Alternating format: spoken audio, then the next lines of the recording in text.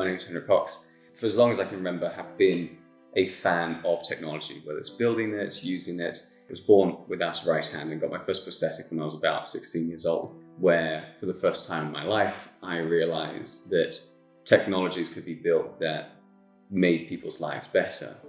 I was using a technology that was changing how I lived for the majority of my life. And then that pushed me into a field of studying and applying engineering. So that's what I did when I went to university. When I came out, I ended up going down the route for wildlife conservation and building smart AI cameras for that. In COVID, I, like so many others, resorted to social media. I had been making a lot of short films since I was about 11 years old. And I missed that after I started working professionally. And TikTok and Instagram proved to be these platforms that allowed me to make very quick videos about a topic of living with one hand and the cool technology behind prosthetics. Honestly, I just had a lot more fun with it, kept it going for about 2.5 years, and still make more videos and want to be a voice of disability advocacy, but also on how fast technology is moving, how they apply to people's lives. COVVI is really pushing the boundaries of the functionality in the hand and the thinking about how someone is actually going to use this in their day-to-day life.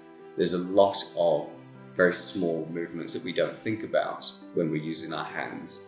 COVVI is very much thinking about and pushing the boundaries of what technologies can be applied that someone using a prosthetic is going to want to use all day, every day. For me, the prosthetics have improved my life in a very simple way, and that's just through multitasking. This kind of prosthetic just helps very simply with that multitasking level. So it's a small thing that most will not even think twice about, but for me it's the small things that will matter the most when I can use something like this. It almost feels like a fresh start. I get to play around with a new arm, I get to test out its functionality, I get to do almost anything and experiment and see if it's going to work for me and see if it's going to work for others. I like to see it as just trying things again and seeing where it takes me.